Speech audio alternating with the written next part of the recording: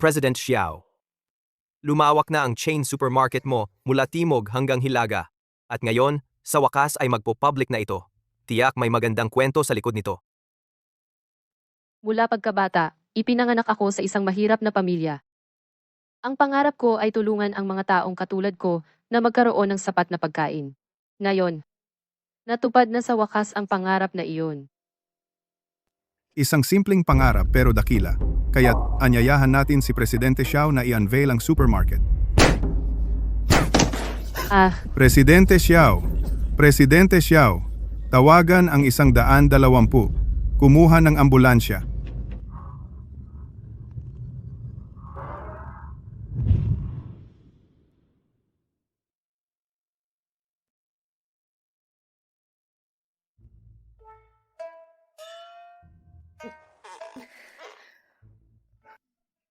Nanay, gising ka na.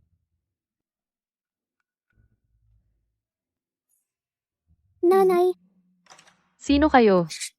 Hindi pa nga ako kasal. Tiyak na nataman si nanay sa ulo, at nasira ang utak niya. Saan ito? Nasa unveiling ceremony ako, hindi ba? yung liang nyo mula sa pamilya Xiao, namatay sa labanan. Kung gayon, ang 10 tael na kabayaran ay dapat mapunta sa aking pamilya. Ang godan ko ay naghihintay pa ring magpakasal.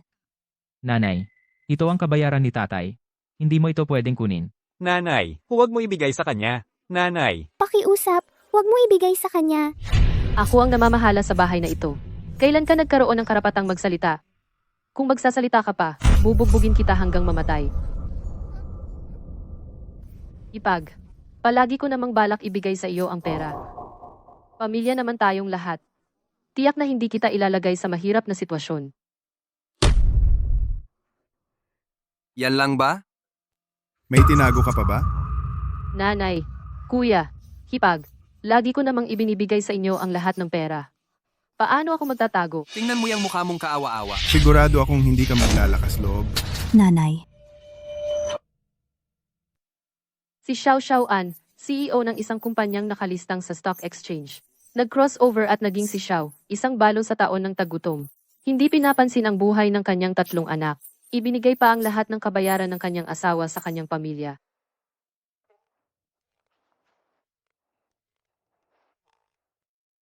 Walang laman ang bahay. At taon ng tagutom. Wala kahit isang butil ng bigas. Ito na naman, pinapatay ako. Ding, binabati kita, host. Na-activate na ang Famine Year Mall system. Ano? Ito ay isang sistema. Pwedeng mag-recycle ng kahit anong sangkap ng pagkain ang sistemang ito para ipagpalit sa pera ng tindahan. Ang pera ng tindahan ay pwedeng gamitin para bumili ng mga gamit. Gusto mo bang mag-bind? May iba pa ba akong pagpipilian? Ipin mo. Natuklasan ang mga recyclable na bagay, 3 libra ng mapait na damo. Tinatayang halaga, 10 dolyar. Gusto mo bang ibenta? Ibenta mo.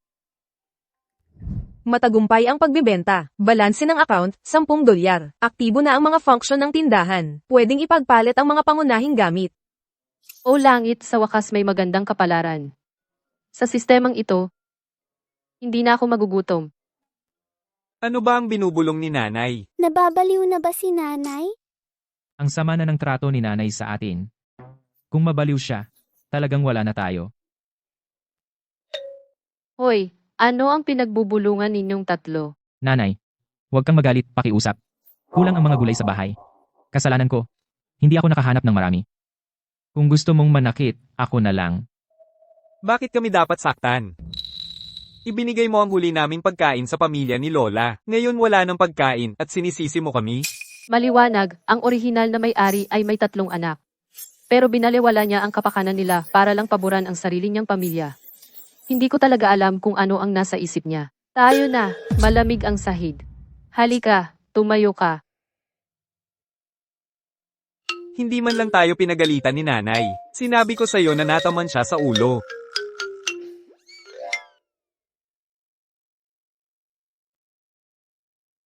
Nanay, ito na ang huling pagkain sa bahay. Ito, sayo na. Dahu, ikaw na walang utang na loob na anak. Anong tapang mong sumagot sa akin? Tuturuan kita ng leksyon. Nanay, tigilan mo na siya. Aray, ang tiyan ko, ang anak ko. Ang dating may-ari ay talagang mabagsik. Hindi niya man lang pinatawad ang kanyang buntis na manugang. Nagpapagaling ka pa, ito, kainin mo. Tuwing may magandang bagay sa bahay, ay tatago mo para sa pamangkin mong galing sa pamilya ng kapatid mo. Hindi mo naman ibibigay sa akin. Nanay, hindi ako gutom. Ikaw na ang kumain. Mali ako dati. Hindi ko alam kung sino ang pamilya, pero ngayon iba na. Bahagi ka ng pamilya Liang, kaya dapat kainin mo ang pagkain ng pamilya Liang. Pwede ko bang kainin ito? Ma, gusto ko rin. Gusto rin ni Sunny, di ba? Bakit ka nang ahas humingi ng pagkain kay nanay? Hindi ka ba takot na mabugbog?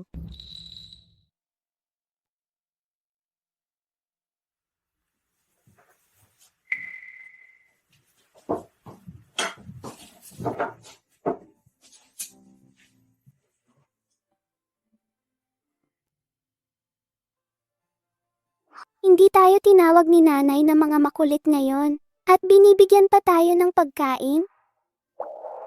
Binigyan nga ni nanay si Sunny. Mga anak ko kayo. Sino pa bang bibigyan ko? At hindi lang ngayon. Mula ngayon. Sisiguraduhin kong laging busog kayo. Mamimitas si nanay ng mga ligaw na gulay. Saan ka makakahanap ng maraming ligaw na gulay sa taggutom na ito? Makakahanap ka ba? Malalaman natin pagdating natin doon. Sige, kumain na kayo.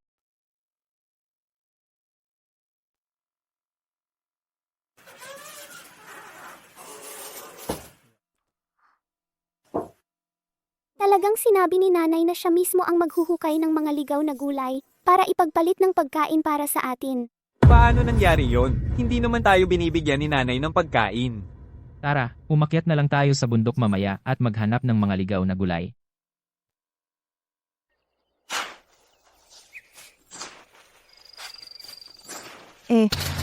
Kung hindi ito ang balo ng pamilya Xiao. Wala kang ipinapadala sa bahay ng mga magulang mo ngayon? Kahapon, nakita kita. Ipinadala mo ang huling pagkain mula sa inyong bahay sa pamilya Xiao. Ano, akala ba ng bahay ng mga magulang mo ay hindi sapat ang ipinadala mo at pinalayas ka? Ipinadala mo pa ang pinaghirapang pera ng asawa mo. Ano bang hindi mo gagawin? Mrs. Liu, ano ang ibig mong sabihin diyan? Kailan ka pa nakikialam sa mga gawain ng pamilya ko? Wala akong pakialam. Sa tingin ko lang hindi tama na ikaw, bilang isang ina, mas inaalagaan mo ang mga pamangkin mo mula sa panig ng mga magulang mo kaysa sa sarili mong mga anak. Hindi talaga tama. Hindi ako katulad ng tangang iyon, ang orihinal na may-ari, na hinayaan ang sarili niyang mga anak na magutom habang pinipilit suportahan ang iba. Simula ngayon, aalis na ako dito, kasama ang mga anak ko.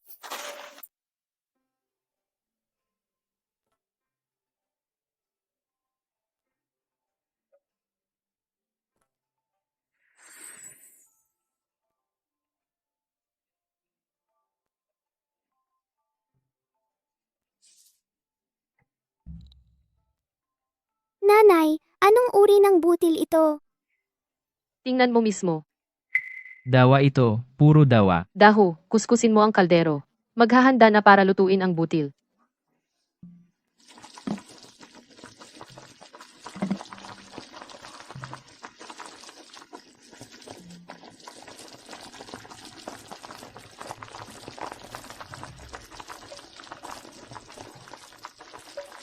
Darating na. 3 taon, mula nang pumanaw si Lolo, hindi pa ako nakakain ng purong dawa na lugaw. Talagang nagbago si nanay. Dati, kapag nakakakita siya ng dawa, tiyak na ipapadala muna niya sa bahay ni Lola. Ano ba ang tinatambay ninyo? Malamig na ito agad. Inumin nyo na agad. Ako na muna ang iinom.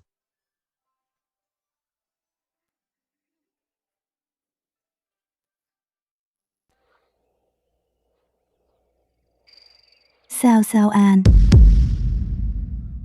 Xiao-Xiao-an, lumabas ka dito. Ikaw ba yan, ate? Anong problema? Huwag mong isipin na hindi ko alam. May dawa ka. Ibigay mo na. O ipapagiba ko ang kubo mo kay Zhang na magkakatay. Hindi pwede. Ang mga anak ko nga ay kulang sa pagkain. Paano ako magkakaroon ng sobra para sa iyo? Biyuda ng pamilya Xiao, sabi ng hipag mo. Ikaw ang pinakamabait sa pamilya ng iyong ina.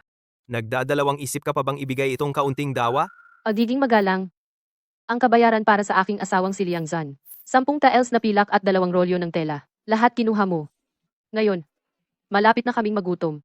Pero pumunta ka para magnakaw ng pagkain namin. Ito ba ang tinatawag mong pagiging magalang? Mula ngayon. Huwag mong akalaing makakakuha ka ng kahit isang butil sa akin. Baliw ba si Xiao Xiaoan? Ang lakas ng loob niyang kausapin ako ng ganyan? Kalokohan. Iyon ang pinili mo. Hindi ka namin pinilit. Kung hindi mo ibibigay ang dawa ngayon, huwag mo akong sisihin kung kumilos ako. Huwag mo akong takutin dito. May mga tao ka. Wala ba kaming mga kakampi? Nakita ko mismo na ninakaw mo ang pera ng nanay ko at itinulak mo ang nanay ko sa lupa. Tumahimik ka, bastos kang bata.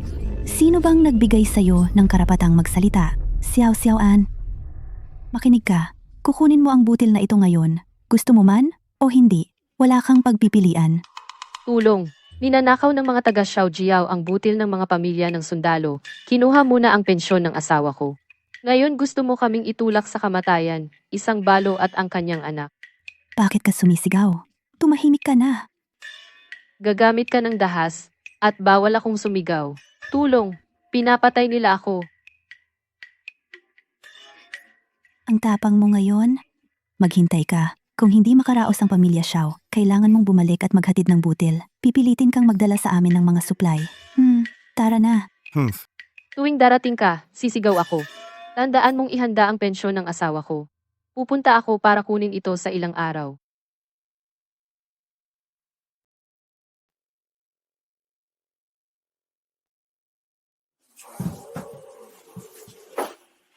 Nanay, kasalanan ko lahat ito.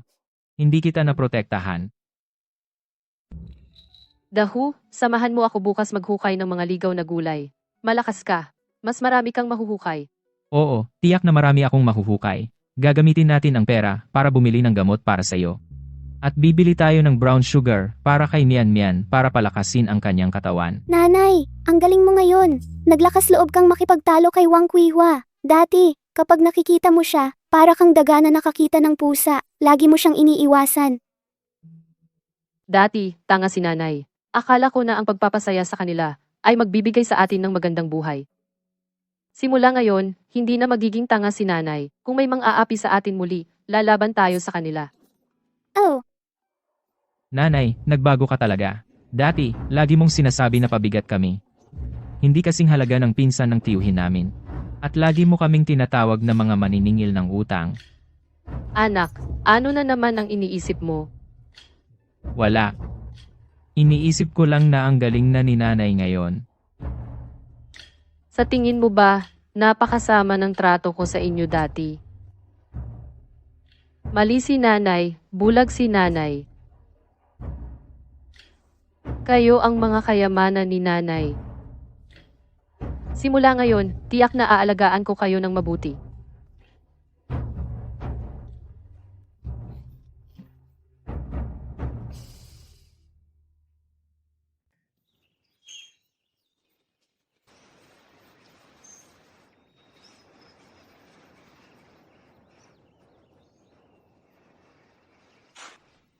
Nanay, sabi ko sa'yo, walang kwenta ang maghukay ng mga ligaw na gulay.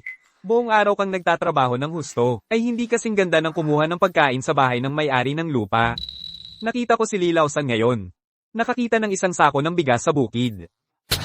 Iyan ang lupa ng may-ari ng lupa. Hindi naman para sa atin iyan. Kailangan nating paghirapan ang ating pagkain. Kumain ng payapa, matulog ng mahimbing. Nanay, tingnan mo, may kulay abong gulay doon. Malaki ang halaga ng gulay na iyan. Talaga? Marami. Ang gulay na ito ay mas mahalaga kaysa sa mapait na damo. Talaga, maghuhukay din ako.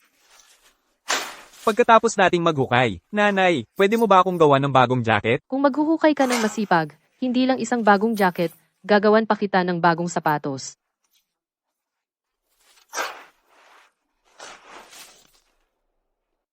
Hoy biyuda ng pamilya Xiao, marami kang nahukay na mga ligaw na gulay. Sapat na para sa pamilya mo na makakain ng ilang araw. Sa pagkakaalala ko, si Joe Sanleng ay isang kilalang tampalasan, laging may balak sa orihinal na may-ari. Ano bang pakialam mo? Tingnan mo, babae kang mag-isa. Ang pagpapalaki ng 3 bata ay tiyak mahirap. Bakit hindi ka sumama sa akin? May natitira pa akong mga 2 katlo ng ektarya sa bahay. Ipinapangako ko, may sapat kang makakain araw-araw.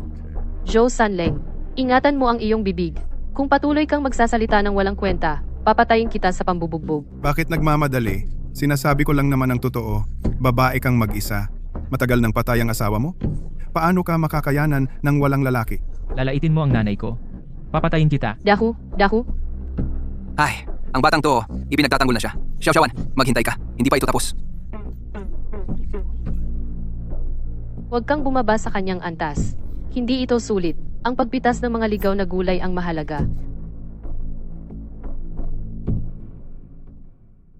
Nanay, marami kaming nakuhang kulay abon na gulay ngayon. Sapat na siguro yan para sa ilang araw. Sandali lang. Nanay, ano ang ginagawa mo? Natatakot ka pa rin kay Wang Kuihua, di ba? Hindi madaling magkaroon ng pagkain sa bahay. Huwag mo nang ibigay. Anong kasalanan ba ang ginawa ng dating may-ari? Hindi ako pinagkakatiwalaan ng mga batang ito. Hindi iyan totoo. Lalabas ako para tingnan. Kung may gustong magpalit ng mga ligaw na gulay para sa mga butil. Nanay, anong oras na ngayon? Sino ang magpapalit ng butil? Hindi rin madali para sa amin ang maghukay ng mga ligaw na gulay. Pakiusap, huwag kang pumunta at ibigay iyon sa aming tiyuhin. Hindi ko pwedeng malaman nila ang tungkol sa sistema ko. Mukhang kailangan kong gampanan ang papel ng orihinal na may-ari. Anong ingay iyan? Wala kayong pakialam sa ginagawa ko. Sasabihin ko sa inyong lahat, huwag niyo akong sundan. Kung mahuli ko kayo, babaliin ko ang mga binti ninyo.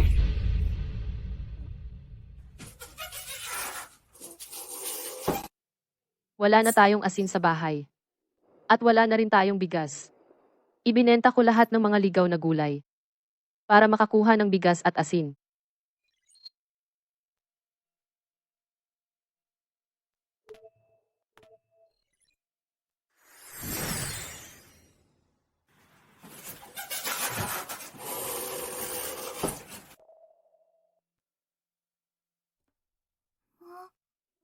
Nanay, nasaan ang mga ligaw na gulay? At yung bigas na ipinagpalit mo? Sabi ko hindi ko gagawin, at hindi ko gagawin. Huwag mong tanungin ang nanay mo. Tingnan mo, ang daming asin na dinala ni nanay. Wow, totoo ngang bigas at asin. Nanay, saan mo nakuha ang mga iyon? May nakilala akong alila sa pintuan. Sabi niya, may sakit ang binibini sa lungsod, at kailangan ng mga ligaw na gulay para sa gamot. Kaya ipinagpalit ko sila. Huwag mo nang masyadong isipin iyon. Magluto na tayo ng mabilis. Wow, ang tagal ko nang hindi nakakain ng maalat. Hindi ko inaasahan na talagang mag-aalala si nanay sa atin. Kahit na nataman ang ulo niya, sana hindi siya bumalik sa dati. Magandang gabi. Galing lang ako sa pasukan ng baryo. Narinig ko si Joe Sanleng nakausap ang isang tao. Sabi niya, gagawan kanya ng gulo. Lola, nag-iimbento lang siya. Hindi siya maglalakas loob na gumawa ng kahit ano. Nag-atsara ako ng mga gulay sa bahay. At ilang patatas para sa mga bata. Noong una, mali ako. Narinig ko sa mga taga-baryo na lagi kang tumutulong sa pamilya mo. At pinahirapan kita ng husto. Ngayon, narinig ko na may gustong manakit sa'yo. Hindi ko na kaya. Lola, huwag po kayong magsalita ng ganyan. Ako ang may mali. Lagi kong iniisip ang pamilya ko. At sinira ko ang sarili kong tahanan. Bukas, aakyat ako sa bundok para mamitas ng mga ligaw na gulay. Bibigyan kita ng ilan. Wag. Naghihirap ang pamilya mo. Narinig ko si Wang Kuihua na kausap ang kapatid mo. Sabi niya, darating siya bukas para gumawa ng gulo. Mag-ingat ka. Aalis na ako. Huwag mong sabihin kanino man na sinabi ko iyon. Ha? Lola, samahan kita sa labas. Ayos lang. Sige. Ingat.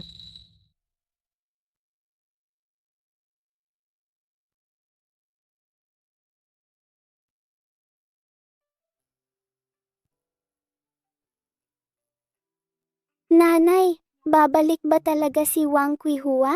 Paano kung subukan niyang nakawin muli ang ating butil?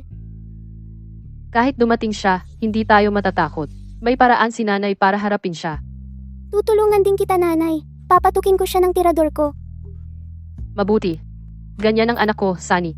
Matulog ka ng maaga. Kailangan nating gumising ng maaga bukas para maghukay ng mga ligaw na gulay.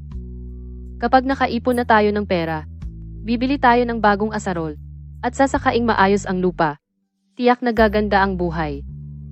Sige, nanay. Naniniwala ako sa iyo. Sige, matulog ka na.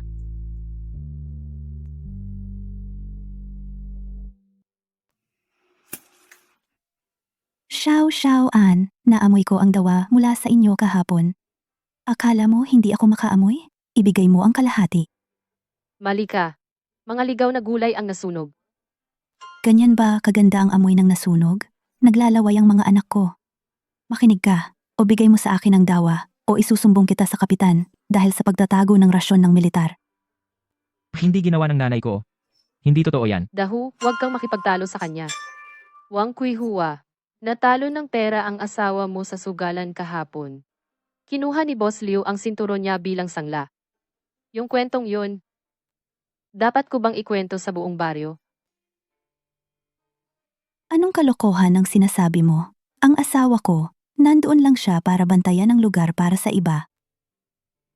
Narinig ko kay Lolo Lina. May utang pa si Tio sa sugalan ng 2 tails na pilak. Tumahimik ka, bata. Xiao, kung hindi mo ibibigay ang dawa, gigibain ko ang barong-barong mo.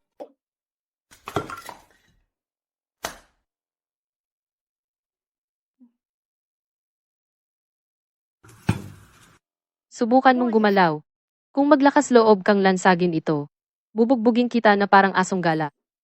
Ikaw, sino ang tinatawag mong aso? Kung sino ang sumagot, yun ang tinatawag ko. Dahu, protektahan si Sunny. Huwag mong hayaang kagatin siya ng aso.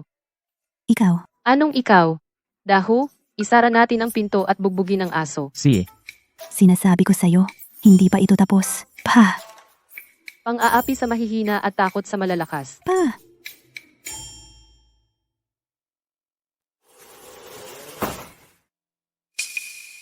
Nanay, umalis si tita. Tumakbo siya matapos mapagalitan. Pero hindi ito pang matagalang solusyon.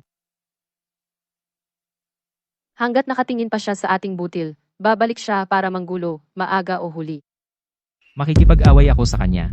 Para saan ka lalaban? Kung mapilayan ka, sino ang magtatrabaho para sa akin? Mag-iisip ako ng ibang paraan. Ma, iniisip mo bang bumalik sa Xiaojiao? Dapat makuha mo ang 10 tael na kabayaran ng tatay mo. Gamit ang perang iyon, makabibili tayo ng butil at maaayos ang bahay. At hindi na natin kailangang matakot kay Wang Quihua. Pero hinampas ka ni Lola ng walis noong nakaraan. At tinawag kang trader na walang utang na loob. Dati lagi kong iniisip ang kanilang reputasyon. At hinayaan kayong magdusa kasama ko. Sa pagkakataong ito, pupunta ako na may ebidensya. Kung hindi niya ibibigay, pupunta ako sa munisipyo at magpapatunog ng tambol. Nanay. Lola, bibigyan ba talaga nila tayo ng pera? Noong huling punta ko, inaagaw pa niya ang siopaw ko at ibinigay sa pinsan ko. Sa pagkakataong ito, oo. Nagdala si nanay ng sertipiko na sinulat ng kapitan ng baryo. May pulang selyo ito. Kinikilala pa ito ng gobyerno. Paano kung dumating ulit si Tia Wang Quihua na humihingi ng bigas? Kapag may pera na tayo, bibili tayo ng 2 sako ng bigas, hayaan mo siyang mainggit.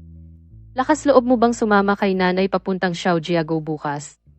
Oo, kaya ko. Kung mangahas siyang saktan ka, gagamit ako ng tirador para tamaan ang mukha niya. Ang tapang mo naman, ha? Pero bata ka pa masyado. Kapag lumaki ka na, saka mo protektahan si nanay, okay? Pero, nanay, Okay lang, Sanyo. Nandito rin ang kuya mo. Nanay, nagpatuyo ako ng mga ligaw na gulay. Subukan mo. Dumarating ka lang kapag may kailangan ka. Ano ang gusto mo ngayon? Pumunta ako para sa pensyon ni Liang Jan. Halos magutom na ang mga bata, na miscarry lang si Mian Mian. Ayaw kong uminom sila ng sabaw ng gulay kasama ko. Ininom ng kapatid mo ang pera ng pensyon. Ikaw, isang anak na babae na may asawa, babalik para humingi ng pera? Nasaan ang hiya mo? Ang perang iyon ay galing sa buhay ng aking ama. Paano mo nagawang gastusin iyon? Ikaw na walang kwenta, tinuturuan mo ako? Bubugbugin kita! Xiao Dazu, tingnan mo ito. Ito ang patunay na isinulat ng kapitan ng baryo noong namatay si Liang Jan. Nakasulat dito na 10 onsa ng pilak at 2 rolyo ng tela, kukunin ng pamilya Xiao. Kung hindi mo ibibigay, pupunta ako sa tanggapan ng bayan. Nagbabanta ka sa akin? Hindi ito banta. Ang utang ay dapat bayaran. Akala mo hindi kita sasaktan? Sige, saktan mo ako. Pagkatapos, idadagdag ko ang pananakit kapag pumunta ako sa tanggapan ng bayan. Hindi lang 10 onsa ng pilak iyon. Saktan mo ako. Dito mismo. Matapang ka. 3 onsa lang ng pilak. Kunin mo o hindi? Wala nang iba. Nasaan ang 7 onsa? Wala. Kunin mo ang 3 onsa at umalis ka. O itatapon kita sa kanal. Sige, 3 onsa. Ang natitira, dalhin mo sa pintuan ng baryo ng Kaohsianton sa loob ng 3 araw. Huwag mong sabihing hindi kita binalaan. Ang pagnakaw ng pensyon ng isang sundalo ay isang malaking kasalanan. Nanay, umalis na tayo. Tinititigan ka ni Tiyo. Umalis na tayo. Nanay, gaano karaming dawa ang mabibili ng pilak na ito? Sapat para sa 30 libra. At kumuha ka ng asukal na pula para sa iyong hipag. Nanay, hindi mo na kailangang bumili ng asukal na pula para sa akin. Itabi mo na lang para sa mas maraming butil. Alam ko nang sasabihin mo yan. Naghanda na ako ng ilan. Oy, unahin nating palakasin ang hipag. Pagkatapos, gagawan kita ng tubig na may asukal. Nanay, talaga bang hihintayin natin ang 7 tahil na pilak sa loob ng 3 araw? Oo, kung hindi siya magbabayad. Pupunta ako sa munisipyo at magpapatugtog ng tambol. 5 tahil lang. Kunin mo o iwan mo. Patuloy kang magulo. Ipapatawag ko si nanay para punitin ang bibig mo. Matalinong hakbang. Mula ngayon, ako, si Xiao Xiaoan, wala nang kinalaman sa Xiao Family Village. Magnanakaw ang tiyuhin. Ninakaw niya ang pilak ng tatay ko. Hoy, ikaw na paslit. Gusto mong mabugbog? Lakas loob mo bang hawakan ang kapatid ko? Tiyuhin mo ako. Lakas loob mo bang itaas ang kamay mo laban sa akin? Hintayin mo. Nanay, nakahuli ako ng manok na ligaw. Nauna naming nakita yon. Ako ang nakahuli niyon. Ibibigay mo ba o hindi? Huwag hawakan. Bilisan mo, tumayo ka. Si Miss Xiao ay nakikialam sa usapin ng iba. Ang tapang mong magsalita ng ganyan. Naglakas loob ka pang hawakan ang anak ni Liang? Naniniwala ka bang papatayin kita sa pambubugbog? Kung maglakas loob kang hawakan ako, sasabihin ko sa tatay ko. Darating ang tatay mo, tuturuan din kita ng leksyon. Ibaba mo ang manok. Hindi pa ba kayo aalis? Ha? Masakit ba? Hindi masakit. Nanay, ang galing mo kanina. Kaya maghintay ka rito, mamimitas ako ng mga ligaw na gulay, at tingnan kung may mga halamang gamot, okay.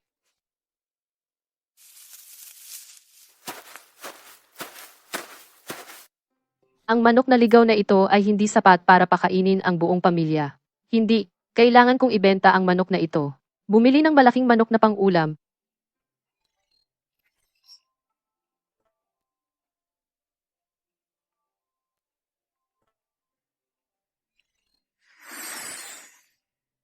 Nakabenta ng manok na ligaw. Bumili ng isa pang manok na pang-ulam. Ang dami pang natitirang pera. Ang ganda ng mga produktong ito mula sa bundok. Dapat akong pumunta dito ng mas madalas sa hinaharap. Hoy, nanay, ano ito? Hindi ko sasabihin sa iyo. Maghintay ka hanggang makauwi tayo, ipapakita ko sa iyo. Tara na. Nanay, kumusta ang tuhod ni Sunny? Naglagay ako ng abo ng halaman, ayos lang. Ang manok na ligaw na ito, paano kung magpadala ng ilan kay Lola? Iyon din ang iniisip ko. Papadalhan ko si Sunny ng ilan mamaya.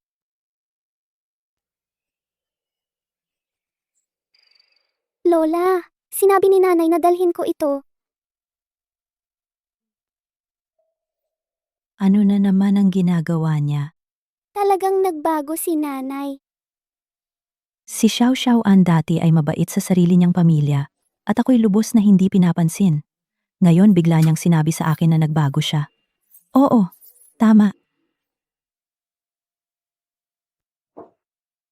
Sabihin mo sa nanay mo na pumunta sa bahay para sa hapunan bukas.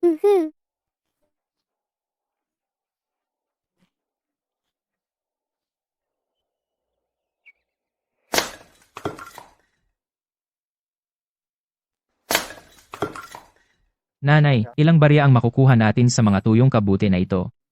Marami. Nanay, maaari ba nating ibenta ito? Kung pakintabin mo pa ito ng kaunti, tiyak nagugustuhin ito ng tindahan sa bayan. Nanay, gusto ni Lola na pumunta ka sa kanya para sa hapunan bukas. Magaling. Matagal na rin akong hindi nakabisita. Erlong, mag-empake ka ng ilang kabute mamaya. Dadalhin ko ang mga iyon para sa lola mo.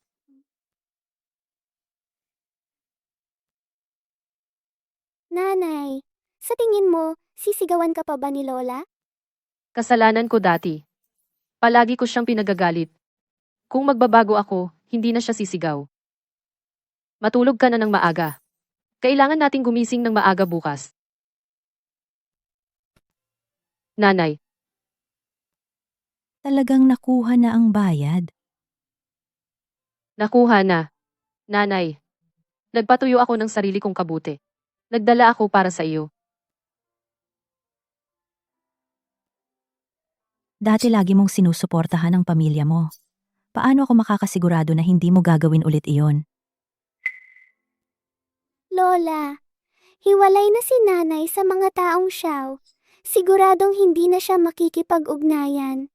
Naniniwala si Sunny sa iyo, nanay. Dapat noon pa sila pinutol. Siya.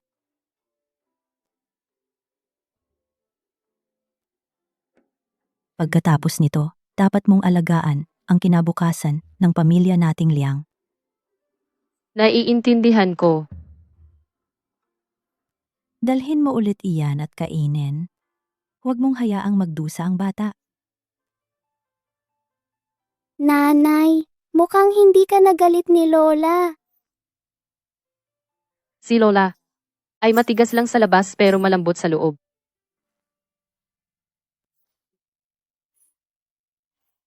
Hindi ko na kayang mabuhay. Hindi ko na kayang mabuhay. Mga bandido, mga sinumpang magnanakaw. Nag-ipon ako ng kalahating taon na bigas. At ngayon kaunti na lang ang natira. Wala na, lahat wala na. Hayaan mo na akong mamatay. Hayaan mo akong mamatay. Hayaan mo akong mamatay. Huwag mong gawin yan, Mrs. Leo. Huwag mong gawin yan. Itong tagutom. Ang mga bandidong iyan ay gutom at desperado. Tina-target nila tayong mga mahihirap. Ang pamilya ni Mrs. Liu ay mayroon lang na kaunting bigas. Ito ay. Anong nangyayari? Anong problema kay Mrs. Liu? Ha, Mrs. Xiao, hindi mo alam. Kagabi, pumasok ang mga bandido sa bahay ni Mrs. Leo. Kinuha nila lahat ng natitira niyang bigas. Wala ni isang butil na natira.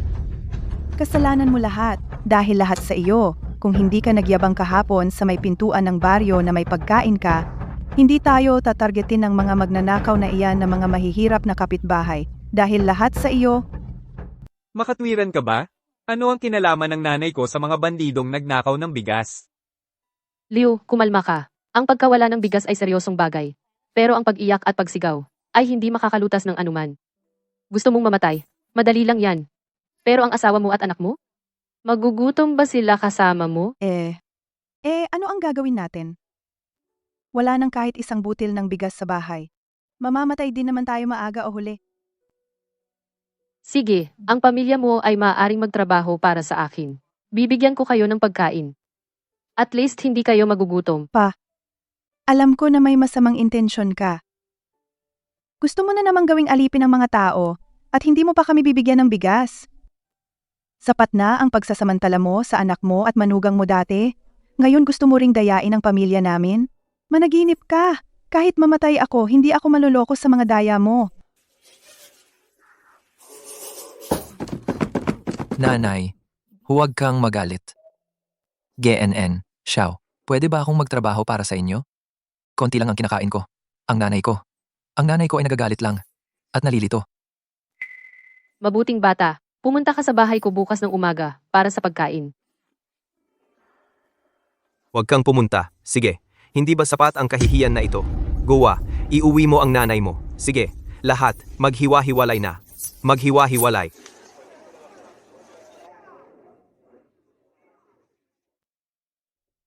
Goa. Sumama ka sa akin sa bundok ngayon.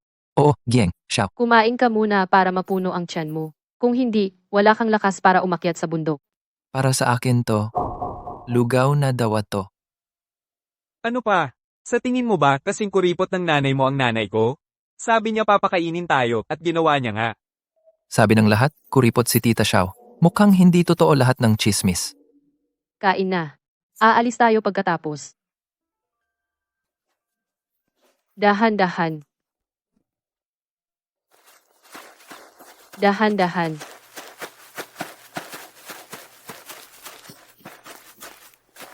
Ma, tingnan mo. Ang daming kakaibang kabute sa lupa. Natuklasan ang mga wild matsutake mushroom. $100 kada libra. Pwedeng ibenta pagkatapos manguha. Bilis, tara. Kumitas tayo ng marami hanggat kaya natin.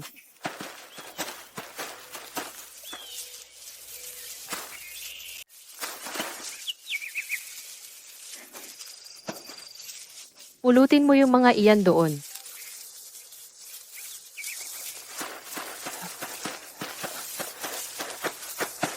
Nanay, ang dami. Puno na ang basket. Dahu, Erlong, dalhin muna ninyo itong puno pababa ng bundok.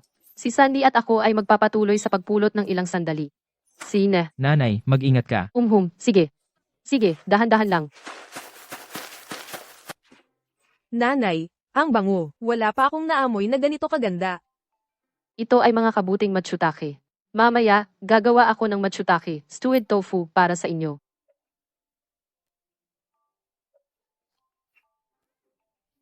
System. Ilista ang ilan sa magagandang matsutake na ibebenta. Pagkatapos, gamitin ang pera mula doon at ang naipon natin sa pagbili ng mga ligaw na gulay para bumili ng mas maraming sugar lumps sa mall at maliliit na bag ng pinong bigas. Ang mga matsutake na ito ay mas mahalaga kaysa sa mga ligaw na gulay. Magbebenta lang tayo ng kaunti sa ngayon at itabi ang natitira para mapalakas ang mga bata. Nanay, ang mga matsutake na ito ay mahalaga, di ba? Hindi ba't sayang kung kakainin natin ang mga ito? Hindi naman sayang. Kung hindi natin maubos, ibebenta natin ang natitira. Ang bagay na ito ay isang pambihirang delicacy. Maraming mayayaman na handang magbayad ng mataas na presyo para dito. Bumalik ka. Pagod na pagod ka siguro sa trabaho buong araw. Siging, Xiao, 2 mangkok lang ng lugaw ang binigay sa'yo, di ba? Sabi na nga ba? Nanay, tingnan mo. Ibinigay ito sa akin ni Gang, Xiao. Ito ang bayad sa trabaho ko para sa kanya ngayon. Bigas. Bigas talaga. Pinapunta ka lang niya sa bundok para mamitas ng kabute buong araw. At binigyan kanya ng 2 libra ng bigas? Talagang binigay niya sa'yo? Ako, kahapon sinigawan ko pa siya ng ganoon. Ako, ang sama ko talaga. Mabuting bata. Gieng, Xiao. Ako, si Gieng, Jiao, masamang tao ako. Tampalasan ako, dapat akong mamatay. Kahapon, sinigawan kita ng ganoon. Nabulag ako ng katangahan. Humihingi ako ng tawad sa iyong pamilya. Pasensya na. Nakaraan na lahat yan. Magkakapitbahay lang naman tayo. Mahirap ang buhay para sa lahat. GNG, Xiao. Wala nang mahalagang gamit ang natira sa bahay na ito. Ilang itlog na lang ang natitira. Tanggapin mo na lang ang mga ito. Geng, Xiao. Tsaka, tingnan mo ang pamilya naming tatlo. Malakas kaming lahat at kayang magtrabaho.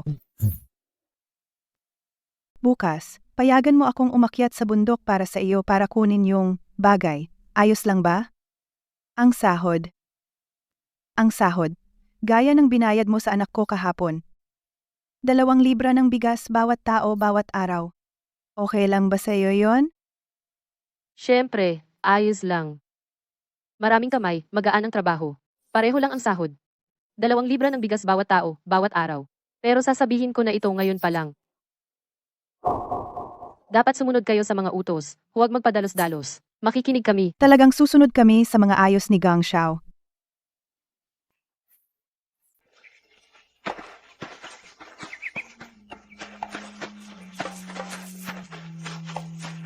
Nanay, ano? Ang daming kabute dito. Sige, pumitas ka. Tita Xiao, marami rin akong nakuhang kabute. Mag-ingat kayo.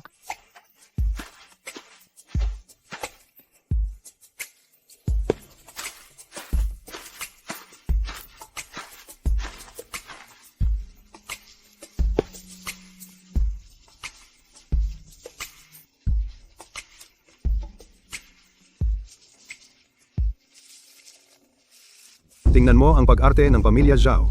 Parang ibang tao na sila. Talagang binibigyan sila ni Byuda Xiao ng puting bigas. Namimigay ng bigas. Sa tingin ko, nasuhulan na ang pamilya Zhao. Tinutulungan si Byuda Xiao na magpanggap. Yung mga kakaibang kabute sa buong bundok. Baka malason kayo kapag kumain kayo. Ipagpapalit sa bigas? Sinong niloloko nila? Malamang may daya si Byuda Xiao. Nanay, yung matsutake na kinuha ko ngayon ay napansin pala ng isang mayamang lokal sa bayan at naibenta ng buong 80 pirasong tanso. Mas maganda ito kaysa sa pagbenta ng mga puting kabute. Karamihan sa mga tao ay hindi alam ang halaga. Tanging ang mga may magandang panlasa ang nakakaalam kung gaano kahalaga ang matsutake. Dahu, pumunta ka ulit sa bayan bukas at dalhin mo itong pera. Bumili ka ng asin at kunin mo ang pinakamurang tela. At bumili ka rin ng kalahating gin ng pinakamababang uri ng mantika. Walang problema. Nanay, ano sa tingin mo dito? Ang may-ari ng tindahan ni Wang ay nagsabi, para sa mga ganitong magaganda ang pagkakagawa, handang magbayad ng tig-3 pirasong tanso. Sige, ang gawa ni Erlong ay pumapabuti ng pumapabuti. Sa hinaharap, maaari kang mag-focus dito. Kapag tapos na sila, ipagbili mo sa kuya mo. Iyan ay magiging isa pang mapagkukunan ng kita. Nanay, narinig ko ngayon mula sa nakababatang kapatid na babae ni Zhao na maraming tao ay nagchichismis sa likod natin. Na sinasabi na ang yaman ng pamilya natin ay galing sa Diyos ng bundok. Sabi nila monopolyo mo raw ang bundok. At gumamit ng masamang mahika at babayaran mo iyan sa kalaunan. Kalokohan, naiinggit lang sila. Kung ganoon sila kagaling, dapat sila mismo ang umakyat sa bundok at pumili. Ang tinatawag na kabutong matsutake ay wala namang pangalan nila. Hayaan mo silang magsalita. Kung may makasalubong kang chismis bukas, huwag kang makipagtalo sa kanila. Ma, hahayaan lang ba natin silang siraan ka ng ganyan?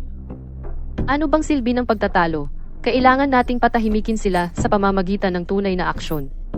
Lahat ng mga kayamanang ito sa bundok, hindi kayang ubusin ng pamilya natin at ng mga Zhao. Kailangan nating bigyan ng benepisyo ang mga taga-nayon para hindi sila magchismis.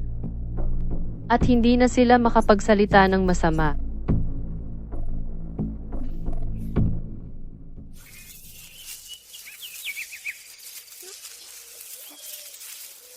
Ma, anong uri ng halaman ito? Hindi ko pa ito nakita dati. Suriin ang sistema. Natagpuan ang halamang iris. Mataas ang halaga. Maaaring ibenta pagkatapos hukayin. Iris. Sani, ito ay isang halamang gamot. Ito ay isang lupang kayamanan. Sani, ikaw talaga ang munting masuwerteng bituin ni Mommy. Tara, sabihin natin sa kapatid mo, tapos hanapin natin ang kapitan ng nayon at sabihin sa kanya na ang pagkakataon ng ating nayon na kumain ng masarap ay narito. Tara na. Kapitan. Ma'am Xiao, anong problema? Ang bilis mo naman. Naghukay ako ng maraming iris kasama si Sunny sa likod ng baryo. Marami pa siguro doon. Kung ibebenta natin ito sa mga mangangalakal ng gamot, masosolusyonan ang problema sa pagkain ng ating baryo. Ang lupaing iyon sa likod ng baryo. Alam ko ang lote na iyon. Matagal ng baog iyon. Hindi ko akalain na may mga kayamanan sa ilalim. Hindi mura ang mga ito. Kailangan nating ayusin ang mga taga-baryo para sumama sa paghuhukay. Dapat tiyakin na lahat ay may bahagi. Sa ganoon, tatahimik sila. Tama, pupunta na ako para ayusin ang mga taga-baryo. Sabay tayong aalis bukas ng umaga. Hoy, mahalaga ang mga iris na ito. Huwag sirain. Kung masira, wala nang halaga. Bukas, maghuhukay tayo ng grupo-grupo. Bawat grupo ay magdadala ng maliliit na pala. Mag-ingat sa isa't isa. Ang mga iris na mahuhukay natin ay ipapamahagi bawat sambahayan. Para maging patas. Nanay, sa mga iris na ito, hindi na tayo mag-aalala sa pagkain ngayong taglamig. Hindi lang para sa pagkain. Magtira ng ilan bilang gamot sa bahay. Gaganda ang ating buhay. Nanay, tingnan mo. Ang laki ng iris na ito. Natukoy ang mga siksik at mataas na halaga na target, hinog na iris, kalidad, napakahusay, malaki ang tinatayang reserba, inirerekomenda ang agarang pag-aani. Daho, Jiaoshi, kumuha ng ilang bihasang tao at maghukay doon. Mag-ingat sa pagtapak sa lupa. No, ang iba sa inyo, magpatuloy sa paghuhukay dito. Sige, mga kapatid. Tara, magtrabaho na tayo. Gawin natin ito.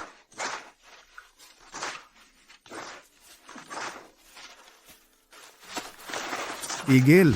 Lahat kayo tigil! Matandang Chen, kayong mga taga-Kao Shantun, ang tapang ninyo. Naglakas loob kayong pumunta sa lupain ng Wang Jiatun upang nakawin ang aming mga kayamanan. Nawalan ba kayo ng bait? Ihulog ang lahat ng nasa kamay ninyo. Kunin ang mga tao mo at umalis na. Wang Laoku, kalokohan. Ito ay walang ari na lupa. Kahit na nasa hangganan ito ng 2 nayon natin, ito ay palaging walang kwentang lupa. Nasaan ang titulo ng lupa ng Wang Jiatun? Ang mga opisyal na dokumento? Ipakita mo sa akin. Dokumento? Ang lupang ito ay malapit sa aming Wang Jiatun. Sa loob ng maraming henerasyon, tanging mga taga Wang Jiatun ang pumupunta rito, kaya ito ay teritoryo namin. Lahat ng mga iris na nahukay ninyo ay pag-aari na ng Wang Jiatun. Kung hindi ninyo ibibigay, huwag kayong magreklamo kung ang aming mga kasangkapan ay hindi kayo kilala. Kalokohan, dahil lang malapit ka, sayo na, kaya ang lupa sa harap ng bahay ng alkalde, lahat sa kanya? Ang iris na ito ay natuklasan ng ating binibining Xiao, at kami mismo ang naghukay nito. Bakit namin ibibigay sa iyo? Tama na ang usapan. Ang mas malakas ang kamao ang may sabi. Nag-scan ang sistema. Walang nakitang opisyal na titulo ng lupa para sa lugar na ito. Iminumungkahi ang negosasyon o pag-uulat sa mga autoridad. Lahat, tumigil na sa pagtatalo. Kapitan Wang, sabi mo sa'yo ang lupang ito. Sabi namin ito ay tiwangwang na lupa, pero hindi mo iyon tinatanggap. Sino ang makikinabang sa patuloy na pagtatalo na ganito? Ano ba ang gusto mo? Sinusubukan mong kunin lahat para sa sarili mo? Hindi pwede! Ang pagtatalo na ganito ay hindi makakalutas ng anuman. Kung iuulat natin ito sa mga autoridad, darating sila at kukunin ito, at ang lahat ng ating pagsisikap ay magiging walang kabuluhan. Sina? Parang baluktot na kalabasa ang terrain na ito. Ang makitit na pasukan ay nasa silangan. Malapit ito sa ating baryo ng Kao Shantun. Ang pasukan sa kanluran ay malapat. Malapit ito sa inyong baryo ng Wang Jiatun. Kaya sa inyo ito mapupunta. Mas malaki ang lugar, malalim ang tubig at makapal ang putik. Kung sa tingin mo ay hindi patas, pwede kang magpadala muna ng ilang tao para magsiyasat. Kung hindi pa rin gagana, pwede na lang tayong umalis. I-report sa mga autoridad. Sige, gagawin namin ang sinabi mo. Ergo, TNU, bumaba kayo at maghukay sa paligid ng kanluran. Tuloy, tara na. Kapitan Chen, Miss Xiao, gagawin namin ang sinabi mo. Maghuhukay kami ng sarili naming bahagi. Huwag manghiligan. Lahat, magsimula ng maghukay. Trabaho na! Trabaho na! Trabaho na! Trabaho na! Trabaho na! Tuloy.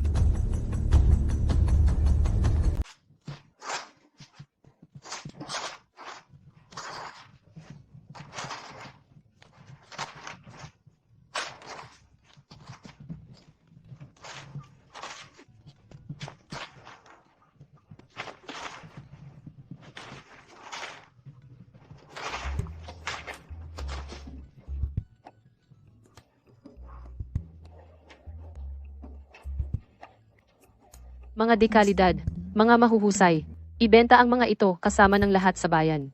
Pakitang tao lang. Itago ang karamihan ng mga katamtaman ang grado. Pagkatapos, bumili ng mga kailangan na supply. Ang asin ay nauubos na, ang mantika ay halos wala na, si Mian Mian ay nangangailangan din ng brown sugar.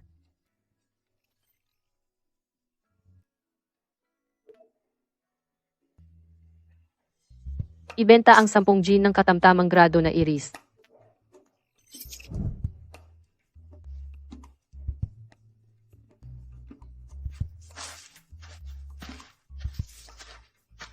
Nanay, umuwi na rin tayo. Dumidilim na.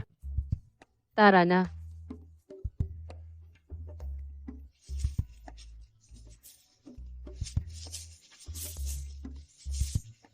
Ang sipag ninyo ngayon. Ipak na ang inyong mga gamit. Umuwi na kayo, dala ang inyong mga iris. Ibenta ang mga ito para sa pilak sa bayan bukas ng umaga. Iyan ay sapat na para sa atin sandali. Bukas. Babalik tayo bukas para maghukay pa. Mabuti? Mabuti? Mabuti? Nanay, naibenta namin ang mga matsutake mushroom sa halagang 50 yen. At nagbenta rin kami ng ilang irises. Hoy, sapat na yan para makabili ng maraming bagay. Itago mo ng maayos ang pera. May asin at mantika na tayo ngayon. Itong tubig na may brown sugar. Para inumin ni Mian Mian. Daho. Ilagay mo itong bagong biniling brown rice sa lalagyan ng bigas. Si. Nanay, salamat. Napakamahal ng tubig na may brown sugar na ito. Kailangan mong alagaan ang iyong kalusugan. Inumin mo na agad. Erlong. Bukas, hasain mo ng maayos ang iyong mga kasangkapan. Miss Xiao, Miss Xiao, iligtas mo kami! Miss Xiao, ang kanluran. Yung kagubatan sa kanluran. Wang Lizheng. Nasa loob din si Wang Lizheng. May ilang tao mula sa aming nayon na pumasok at hindi sila makalabas. Pakiusap. Kunin ang mga lalaki mula sa Kaoshan Village para tumulong. Pakiusap. Daho, bilisan mo, tawagin si Chen Lisheng. Pagkatapos, ipunin ang mga taga-nayon at magdala ng mga sulo. Bilisan niyong iligtas sila. Tulong. Lumayo kayo. Ito ay miasma. Makinig kayo sa akin. Takpan ninyo ang ilong at bibig. Sumunod kayo sa akin para iligtas sila.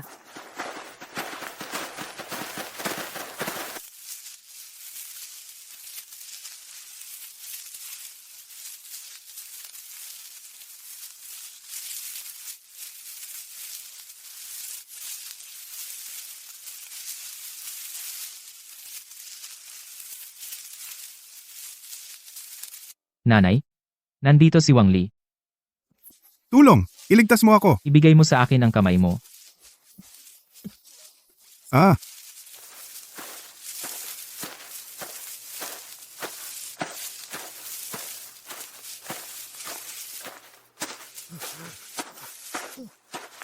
Kinumpirma ni nanay. Nailigtas na ang lahat. Okay ba si Daho? Chen Lizheng. Miss Xiao, sa at lahat ng mga tao mula sa Kaoshan Village. Ako? Ako ay isang masamang tao, Wang Laoko. Kaninang umaga, nakikipagtalo ako sa iyo tungkol diyan. Ngayong gabi. Kung hindi dahil sa iyo ngayong gabi, Wangjia Village mas maraming buhay ang nawala. Ang malaking kabutihang ito. Tatandaan ito ng Wangjia Village.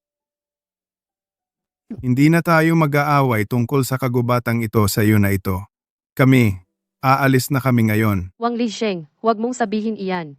Mahalaga ang buhay. Kahit sino ay gagawin din iyon. Huwag kang mag-alala. Ang napagkasunduan natin dati ay hindi magbabago. Pero ang kagubatang ito ay masyadong mapanganib. Huwag mong hayaang may bumaba doon muli. Ipapasama ko kay Daho ang ilang lalaki bukas upang siyasatin muli ang daan. Maghuhukay tayo hanggat kaya natin. Kaligtasan ang una. Miss Xiao. Miss Xiao, ikaw. Ikaw talaga. Sa ngalan ng lahat sa Wangjia Village, salamat. Ah, napakabuti ni Miss Xiao pinagpala. Ang Kaoshan Village na mayroon ka. Sa ganitong paraan lahat ay makakapaghukay ng mga iris ng ligtas. Hindi na kailangang mag-alala tungkol sa pag-aaway dahil dito. Gaano katagal ang pila na ito? Tuyo ang lalamunan ng anak ko. Tingnan mo, lalong natutuyo ang balon araw-araw. Kung magpapatuloy ito, tuluyan itong matutuyo. Umalis ka, umalis ka. Matanda na ang nanay ko. Hindi na siya makapaghintay. Hayaan mo akong umigib muna. Wang Kuihua! Matagal na rin akong naghihintay. May 3 anak akong naghihintay sa bahay. Mahalaga ba ang mga anak mo? Hindi ba ang nanay ko? At saka, nasa likod lang ng bahay ko ang balon? Ano bang masama kung kukuha ako ng konti pa? Umalis ka sa daan. Wang Kuihua, sobra ka na. Aray, anong ginagawa mo? Ang bago kong damit. Bulag kang tanga. Wang Kuihua, sobra ka na talaga. Dahil malapit ka lang, akala mo pwede ka nang gumawa ng kahit ano. Ang tubig na ito ay buhay para sa lahat. Bakit ikaw lang ang pwedeng sumingit sa pila, kahit kailan mo gusto? O kumuha ng kahit gaano karami ang gusto mo? Anong nangyayari? Hoy, Xiao Xiaoan, ang dakilang pilantropo. Bakit ka na naman pumapanig sa mga dayuhan? Huwag mong kalimutan kung sino ka. Xiao Xiaoan, sabihin mo sa amin. Ang balon ay nasa likod mismo ng bahay ko. Ako ang pinakamalapit. Hindi ba dapat ako ang mauna? Maghihintay ba ako hanggang gabi, tulad ng iba? Siyempre, dapat kang mauna sa pag-iigib. Pero ang mga anak ni Gian, soon ay bata pa at hindi rin makapaghintay. Ang tubig na ito ay mahalaga para sa buong nayon, hindi pribadong pag-aari ng iisang pamilya. Kung patuloy tayong mag-aaway ng ganito, hindi tayo makakakuha ng tubig at mawawala ang ating pagkakaisa. Tigilan na ang pagtatalo. Hindi ba sapat na ang kaguluhan? Kapitan, tama lang ang dating mo. Hatulan mo ito para sa amin. Si Balongsun ay sadyang nagtalsik ng tubig sa akin at sinira ang aking damit. Si Genning Xiao ay hindi lang ako tinulungan, kundi pinagalitan pa ako para sa kanya. Hindi ba sa tingin mo ay pumapanig siya sa mga dayuhan? Ikaw ang sumingit sa pila at nagsiksik ng mga tao. Tigilan na ang pagtatalo. Nagbubunga ba ng tubig ang pagtatalo? Kapitan, ang dapat unahin ay maghanap ng paraan para makatipid ng tubig at mapabilis ang daloy nito. Mayroon akong ideya, pero kailangan ng oras. Sa ngayon, pumila tayo ayon sa sambahayan at bilang ng tao. Maghahalin-hinan sa pag-iigib, para lahat ng pamilya ay may tubig. Sige, aayusin ko. Sige, lahat, tigilan na ang pagtatalo. Magigib tayo ng maayos.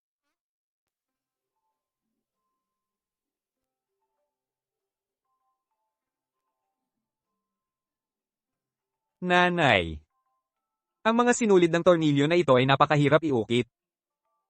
Laging nadudulas ang kutsilyo sa pag-ukit. At ang ehe ng gulong ito ay masyadong manipis. Natatakot ako kapag ikinabit ko na ang tubo ng kawayan. Mapuputol ito kapag iniikot ko. At ang lugar kung saan kasya ang tubo ng kawayan. Paano ko ito sasilyuhan ng mahigpit para hindi tumagas?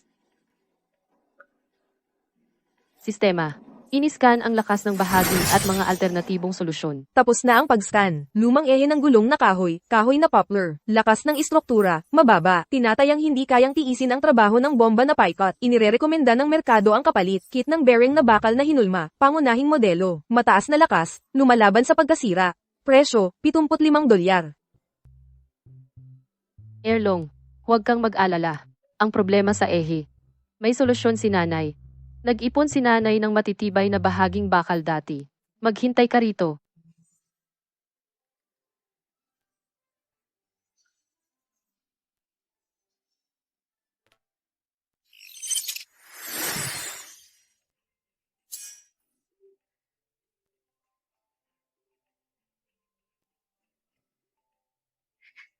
Tingnan mo ito.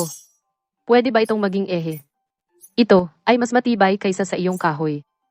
Ito ay gawa sa bakal. Nanay, saan mo nahanap ang kayamanang ito? Sakto ang pagkakasya. Sa bagay na ito, hindi na problema ang ehe. Sisiguraduhin kong matibay at ligtas ito.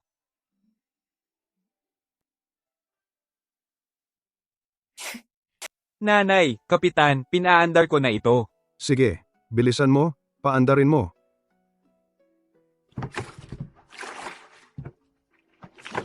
Oh, kumukuha na ng tubig. Talaga. Diyos ko, talagang nakakakuha ng tubig ang bagay na ito. Kahanga-hanga, talagang kahanga-hanga. Erlong, mabuting bata, may pag-asa ka. Xiao Xiaoan, talagang gumana ang paraan mo. Gumana, nanay. Kapitan, talagang gumana. Ang problema lang, hindi sapat ang sikip ng mga tahi ng timba. madaling tumagas, at nangangailangan ng maraming pagsisikap. Kung wala ang mga problemang ito, mas maganda pa sana. Mabuti. Nakakakuha ng tubig, iyon ang mahalaga. Erlong, malaki ang naitulong mo. Unti-unti nating aayusin ang iba. Sa pamamagitan nito, mas magiging madali ang pagkuha ng tubig sa hinaharap. Sawan, mahal kong anak. May masamang nangyari. Isang sakuna. Ate, bakit ka nandito ulit? Anak. Mahal kong anak. Isang sakuna. Ang nanay natin. Nagkasakit ang nanay natin. Wala siyang malay. Nagtanong kami sa mga doktor at sabi nila, natatakot sila na hindi na siya makakaligtas. Tinatawagan ng nanay natin. Gusto ka raw niyang makita sa huling pagkakataon. Ito ay, ang tiyahin natin mula sa kalapit na baryo ay pumunta para ibalita ito. Kung hindi ka naniniwala, tanungin mo siya. Oo, Xiaoan, pamangkin ko.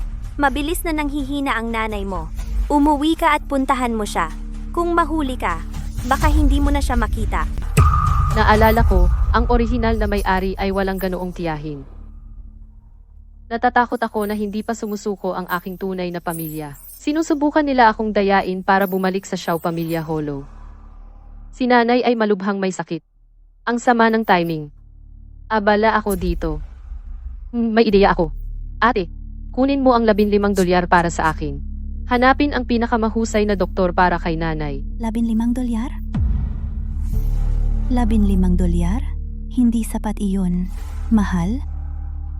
Mahalaga ang pera, pero gusto kang makita ni nanay. Hindi mo siya pwedeng hayaang mamatay na may pagsisisi. Sumama ka na lang sa akin para makita siya. Puntahan mo lang siya at bumalik ka agad. Kayo, umuwi na lang kayo. Mag-empake ako at pupunta ako agad. Talaga? Pangako? Sige, uuwi kami at hihintayin ka.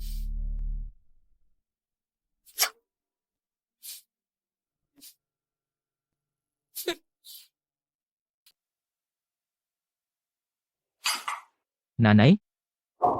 Siguradong nagsisinungaling sila sa iyo. Kung talagang nasa huling hantungan si Lola, hindi magkakaroon ng isip si Wang Kuihua para magpanggap at humingi ng pera, dapat umiiyak na siya at nagdadalamhati. Siyempre alam kong bitag ito.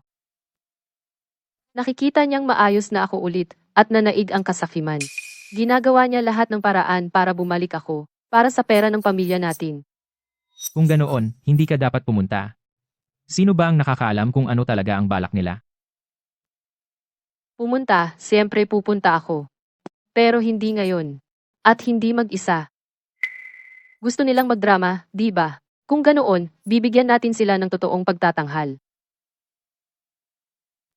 Si Wang Kuihua ay isang tuso at masamang tao, walang sawang sakim. Tama ang mga alalahanin ng iyong ina, baka dahilan lang ang sakit. Bumalik ka at sabihin sa iyong ina na sa loob ng 3 araw, ako, si Tito Chen na pangatlo at si Tito Chen na panglima ay sasamahan siya papuntang Xiaojiao. Kaming mga taga Kaohsiantun ay hindi maaaring apihin. Ang batang iyon, si Liang Jian, ay nagbuwis ng buhay para sa bayan. Tungkol naman sa usapin ng pensyon, may ideya na kami tungkol doon. Ngayon, naglakas loob silang kumilos ng ganito. Akala ba nila patay na kaming mga matatanda? Dahu, sabihin mo sa iyong ina na huwag mag-alala. Dahil nandito kami, makakamit natin ang katarungan.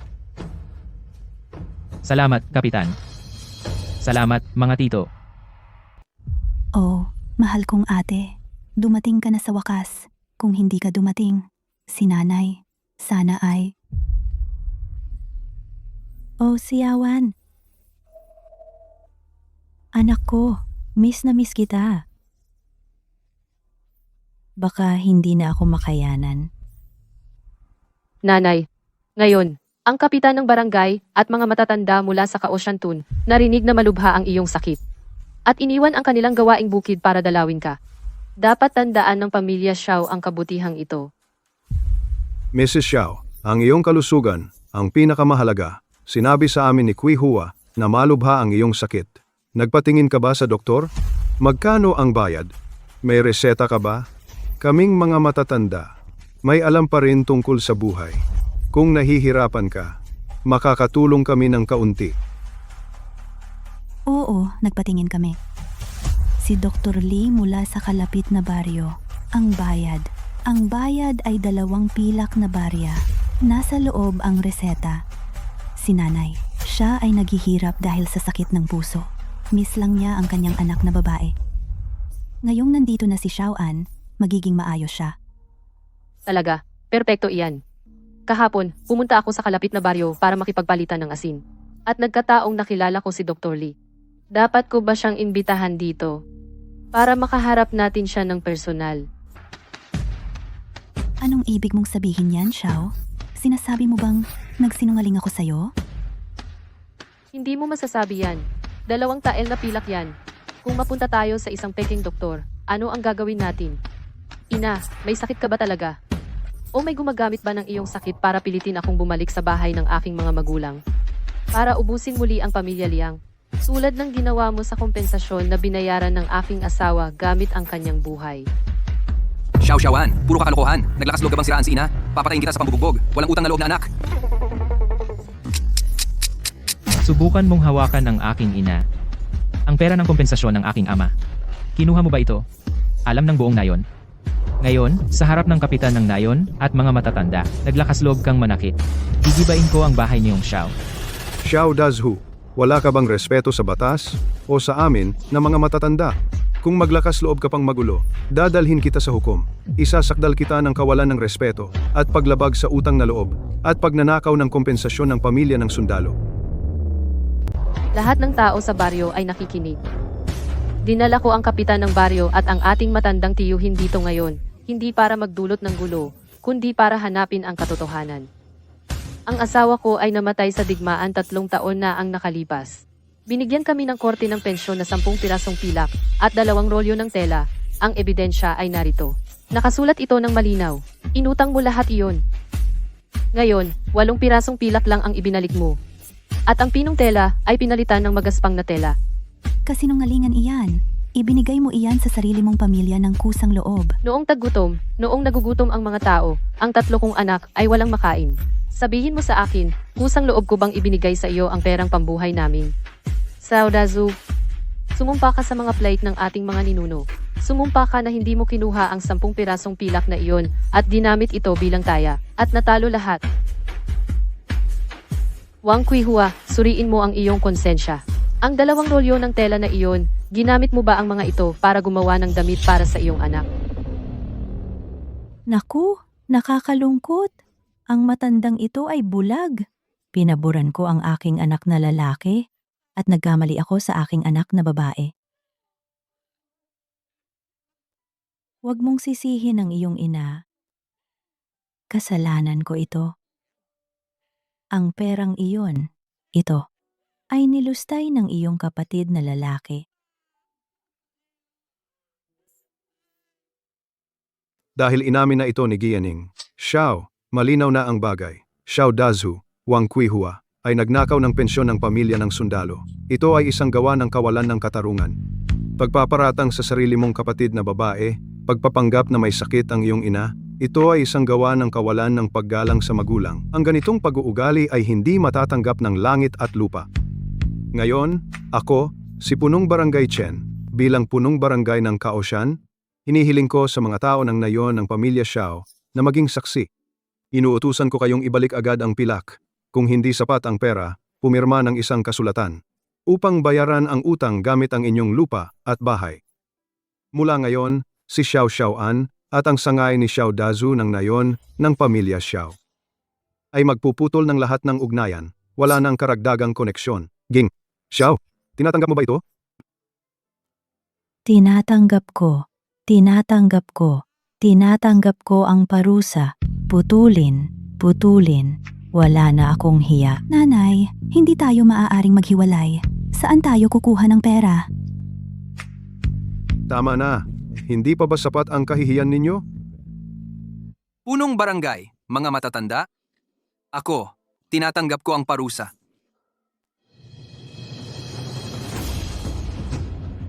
Ngayon, nagpapasalamat ako sa punong barangay at mga matatanda.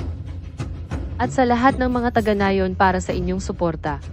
Mula sa araw na ito, ako, si Xiao Xiaoan, ay kasama ng pamilya Liang. At ng Kaoshan Village, sa hirap at ginhawa. Erlong, pinatuyo ni nanay ang lahat ng iris at matsutaki na kabuti, at tinatakan ang mga ito. Mas mahal ang mga ito kaysa sa mga naipon natin dati. Pumunta ka muna sa pinakamalaking restaurant ng Fortune Prosperity sa bayan. Hanapin ang may-ari nito. Sabihin mo sa kanya na ito ay mga bihirang kayamanan mula sa malalim na bundok. Ito ay pang-tribute na grado. Kung babarating ka nila o hindi nila alam ang halaga nito, pumunta ka sa lungsod ng prefecture. Ito ang listahan ng presyo. Ingatan mo ito. Kaligtasan muna. Kapag may nangyari, kumonsulta ka sa panganay mong kapatid. Nanay, huwag kang mag-alala. Hindi namin bibigwin ang gawain. Ibebenta namin ang ginto na ito sa magandang presyo. Ligtas na paglalakbay, bumalik ka agad. Bayan ng Kaoshan ay naghihintay sa iyong magandang balita. Siena. Ingat. Ligtas na paglalakbay. Bumalik ka agad. Mag-ingat ka sa iyong paglalakbay.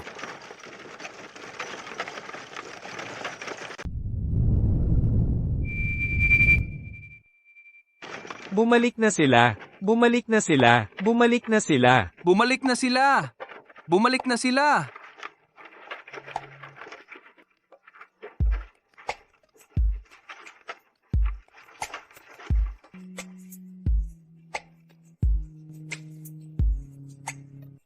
Ina, kapitan ng barangay, mga kababayan. Nagtagumpay tayo. Malaki ang nakuha natin. Ang may-ari ng Shianzo Restaurant sa lungsod ng prefecture ay marunong talaga. Lahat ng mga iris at matsutake mushroom. Naubos, lahat-lahat. Matsutake mushroom, 25 piso bawat kg. Ang mga iris ay naibenta ng kabuoang 1,800 piso. Narito lahat ang pilak.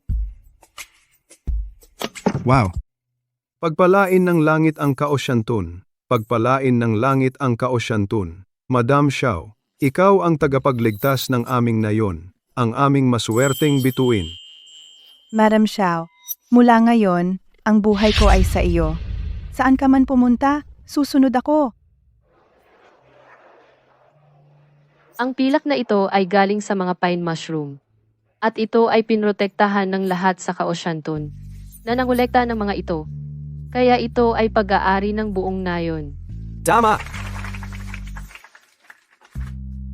Sa pilak na ito, ang tsansa na kailanganin ang sistema ay dapat maliit. Isipin mo ito na parang pag-alis sa panimulang nayon. Gaano karaming lupa ang mabibili natin sa ating bahagi? Anong uri ng bahay ang may tatayo natin? Para sa akin, maghahanap muna ako ng asawa. Nakita ng sistema ang abnormal na emosyon, inggit at kasakiman. Trigger, pamamahagi ng pilak. Ang matayog na puno ay nahuhuli ng hangin. 18,000 tael, ito ay isang lifeline, ngunit isa ring sumpa. Ang kasakiman ng tao ay walang katapusan. Mahirap itago ang mga lihim.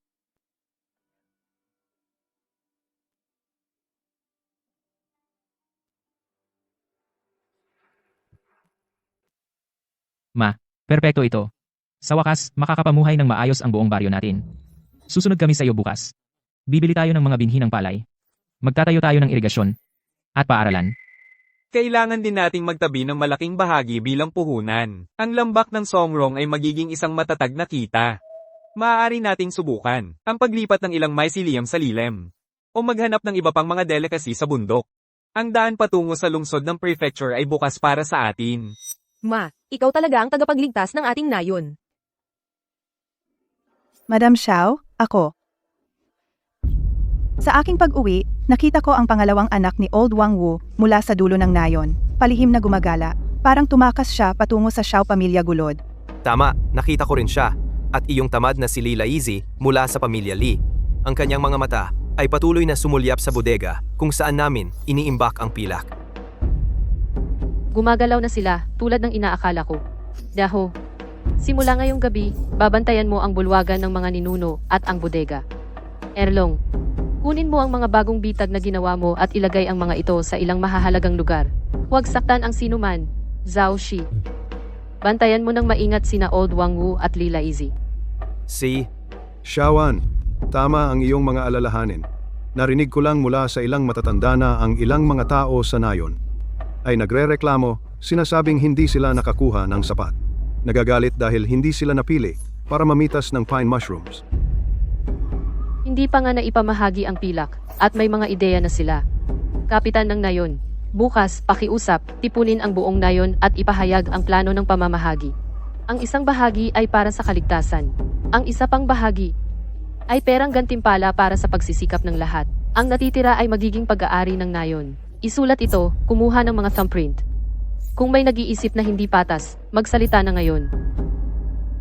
Ngunit kung mayroon pa ring masasamang ideya, huwag sisihin ang mga patakaran ng Nayon kung mahigpit.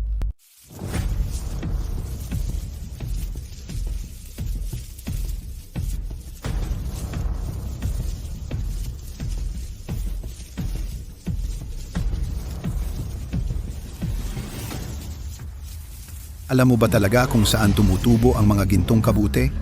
Huwag kang maglakas loob na magsinungaling sa akin, walang pagkakamali. Ang mga basket na dinala ni Zhao Shi at ng iba pa noong araw na iyon, ang amoy na lumabas, nasa unahan lang, sa lambak na may masamang hangin. Pumasok ka at pumitas ng isang dakot. Sapat na yon para mabuhay tayo ng marangya sa kalahating buhay. Bilisan natin, habang nasa Nayon sila, nagbibilang ng pera. Tara, alis na tayo.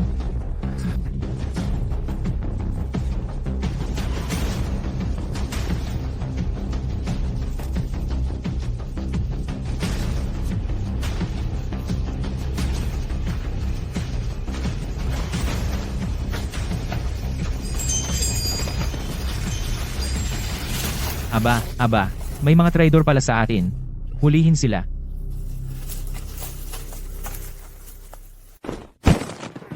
Tama, si Lila Easy iyon. Sabi niya may isang tao sa Wang Jiatun ay nag-aalok ng mataas na presyo para sa impormasyon. Nagkaroon kami ng sandaling kahinaan. Oo, Nasaan si Lilaizi? Nandito. Hoy, umayos ka! Sinubukan ng manloloko na ito na umakyat sa pader at tumakas sa gitna ng kaguluhan. Nahuli ko siya at nakita namin ito sa kanya. Anong klaseng tao ka, Wang Laoko? Iniligtas lang namin ang kanyang mga tao, at siya ay tumalikod at sinaksak tayo sa likod. Tunay na walang utang na loob na tao. Pinaghinalaan ko na may espiya sa atin, ngunit hindi ko inaasahan na ang panlabas na sabuatan ay mangyari ng ganito kabilis. At ito ay isang matandang kakilala. Mukhang kailangan kong gumawa ng kontrahakbang, at mabilis. pinsan, totoo talaga. Yung mga magsasaka mula sa Kaohsiantun talagang tumama sa jackpot. Hindi lang nakahanap ng irises, meron pa silang kasing halaga ng ginto, mga kabute ng Matsutake. Gusto kong suhulan ang isang tagabayan nila para malaman ang lokasyon. Pero sino ba naman mag-aakala na masyadong matalino si Balo Xiao? Hindi lang nahuli ang tao, nahulog pa sa kamay nila ang sulat.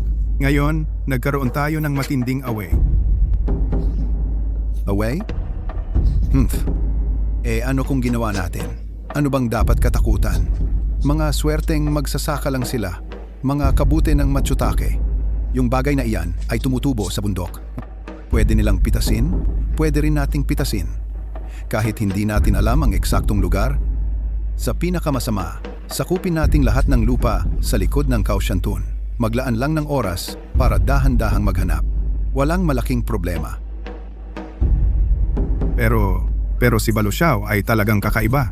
Marunong siyang gumawa ng water wheel at magpaanak. Ang mga tao sa ilalim niya ay talagang mababangis. Kakaiba? Kahit gaano kakaiba, makakalampas ba iyan sa gobyerno o sa mga espada at sibat? Tama ba, Ginoong Liu?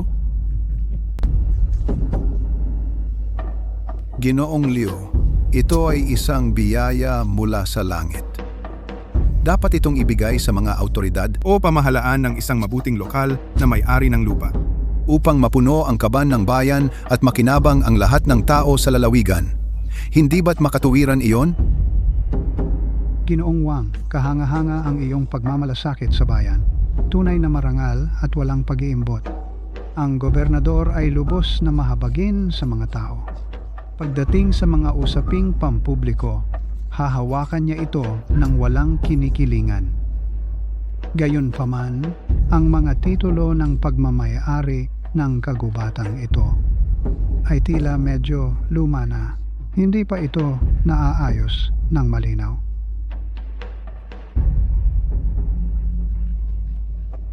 Oo, totoo nga. Pakiusap, Ginoong Liu. Magandang salitaan mo ako sa harap ng gobernador para maliwanag na agad ang pagmamay-ari ng likurang bundok. Huwag nating hayaang ang mga mangmang na taga-nayon ay sirain ang banal na pagpapalang ito. Maililigtas din sila sa kasawian ng pagkakaroon ng ganyang kayamanan na magdudulot ng gulo.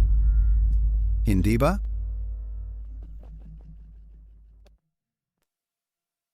Mga kababayan, pinangunahan ni Xiao Niangzi ang ating nayon para kumita ng pera. Namimigay na tayo ng pera ngayon. Yehey! Li Manchang, 20 tiles na pilak. Zhang Yuliang, 20 tiles na pilak. Ang asawa ng pamilya Zhao, 30 tiles na pilak. Salamat sa biyaya ni Xiao Niangzi. Sa buong buhay ko, ngayon lang ako nakahawak ng ganito karaming pilak. Mamaya, maghanap ako ng mabuting asawa para sa anak kong si Gowa. Ang asawa ng pamilya Wang, 20 tiles na pilak.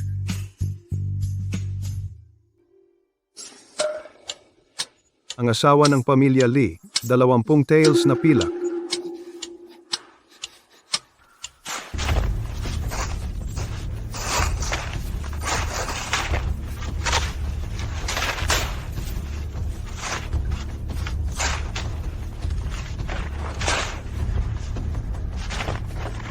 Tara, mga kapatid, magsikap tayo.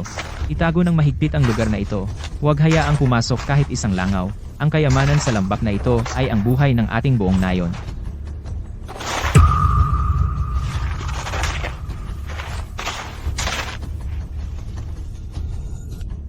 Ang pinuno ng baryo at ang mga taga-Kaohsiantun na mga probinsyano, nakuha nila ang kanilang bahagi ng pilak. Isang malaking tumpok ng pilak, ang giikan ay natakpan ng tuluyan. Lalo na ang babaeng iyon mula sa pamilya Zhao. Sumisigaw siya ng napakalakas. Gusto niyang malaman ng buong mundo na nakuha niya ang kanyang pilak. Ang lambak ng Songrong ay ganap na hinarang. Mga puno at tulos sa lahat ng dako at malalaking letrang pininturahan ng pula. Ang matandang lalaki mula sa pamilya Liang ay siya mismo ang nagbabantay. Paulit-ulit niyang sinasabi na ito ang kanilang tanging pag-asa. Sa pagtingin sa pagkakaayos, kahit isang daga ay hindi makakapasok ng palihim. Puno, kung hindi tayo kikilos ngayon, kapag dumating na ang dokumento mula sa tanggapan ng bayan, baka hindi na tayo makakuha kahit isang higop ng mainit na sabaw. Oo nga. Si Ginoong Wang at Kalihim Liu ay nakagawa na ng mga kaayusan. Sinabihan kanila na manatiling kalmado. Ang mga usaping opisyal ay hindi maaaring madaliin. Nababahala ako kapatid, hindi na ako makapaghintay. Maghintay para sa opisyal na dokumento? Ang mga taong iyon, mula sa Kaohsiantun, ay mapipitas at maibebenta na ang lahat ng matsutake sa lambak. Ang pilak ay mahahati-hati na lahat sa oras na iyon, kahit na ang lupain sa bundok ay mapunta sa gobyerno. Kay Ginoong Wang. Ano pa ang silbi niyon? Huli na ang lahat. Ang swerte ay pabor sa matapang. Sus! Gusto ni Master Wang Yuanwei na maghintay sa mga opisyal na dokumento. Hindi tayo maghihintay. Sasalakay tayo ngayong gabi. Kakakuha lang nila ng kanilang bahagi ng pilak. Wala silang bantay. Pupuslit tayo. Kunin natin ang kaya nating dalhin. Kilala ko ang lambak na iyan tulad ng palad ng aking kamay. May daanan na ginagamit ng mga mangangalap ng halamang gamot. Tiyak na hindi nila iyon hinarang. Wow, parang hindi tama iyan. Kung sisihin tayo ni Master Wang Yuanwei. Sisi? Ako ang sasalo ng sisi. Kukunin natin ang matsutake, ibebenta. Sa tingin mo, tatanggihan ni Master Wang Yuanwei ang mas maraming pera? Ikaw diyan. Kumuha ka ng 10 pang matatapang na lalaki. Magdala ng mga sako. Magdala ng mga maikling kutsilyo at pamalo. Magkita tayo sa lumang puno ng akasya sa likod ng nayon sa 3 bantay. Tandaan, mabilis lang. Kunin at takbo. Oo.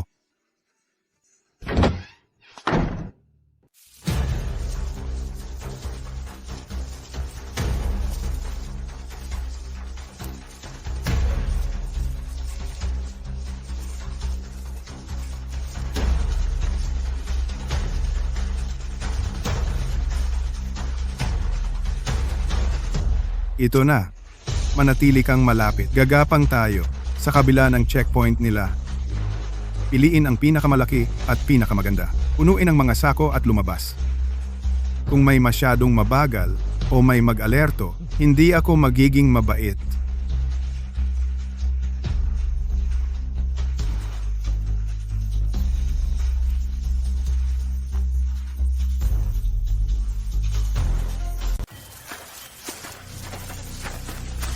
Umalis ka sa daan. Kunin sila. Aray! Ang pako! Ikaw, ang walang utang na loob na matandang aso. Iniligtas lang namin ang buhay ng inyong Wangjia Village. Ngayon, pumunta ka para nakawin ang buhay ng aming Kaoshan Village. Kunin siya.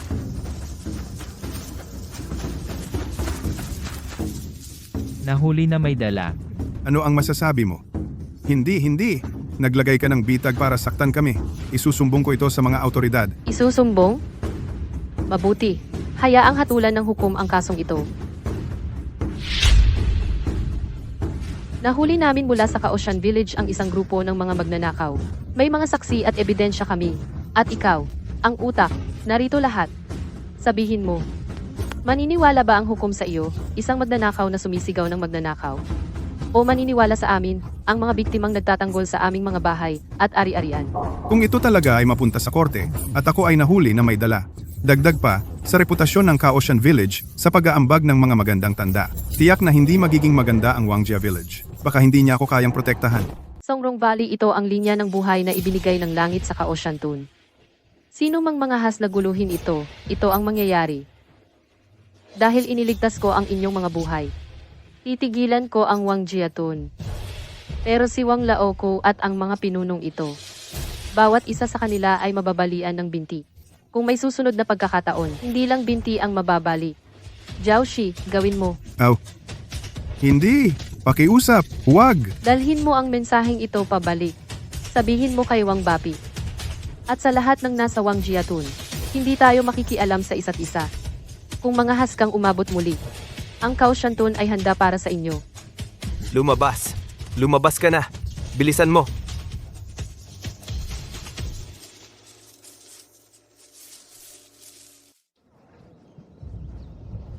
Lahat. Tumatanda na ako. Nanghihina na ang katawan ko. Gusto kong ipasa ang aking posisyon bilang pinuno ng nayon. Pagkatapos ng rekomendasyon ng lahat, si Xiao Xiaoan lang ang pinakaangkop na kandidato. Mabuti, pinili namin si Xiao Xiaoan.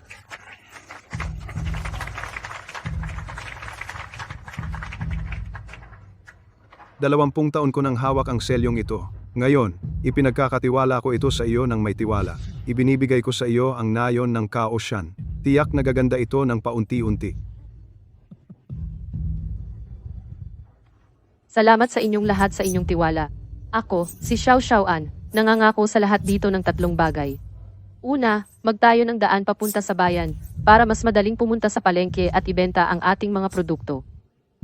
Pangalawa, magtayo ng malaking bodega para itago ang lahat ng ating butil at produkto sa loob para hindi sila mabasa.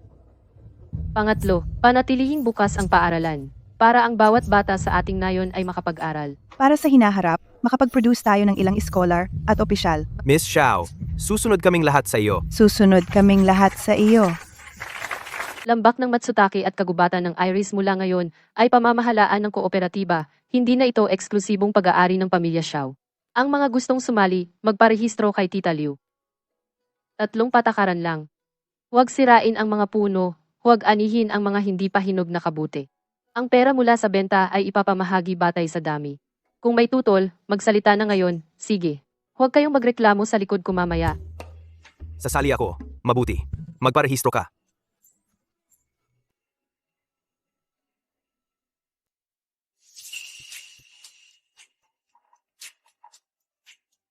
Mga kababayan, tinawag ko kayong lahat dito ngayon para pag-usapan ang kooperatiba. Ang lambak ng Matsutake at kagubatan ng Iris sa likod ng mga burol mula ngayon ay pamamahalaan ng kooperatiba. Hindi na ito pribadong pag-aari ng pamilya Xiao. Sasali ako. Gagawin ko ang anumang sabihin ni Madam Xiao. Sasali rin ako. Ngayon, sa pamamagitan nito ay inaanunsyo ko. Ang kooperatiba ng produkto ng bundok ng Kaoshan Tun ay opisyal ng itinatag. Bigyan natin ng palakpakan. Si. Madam Xiao,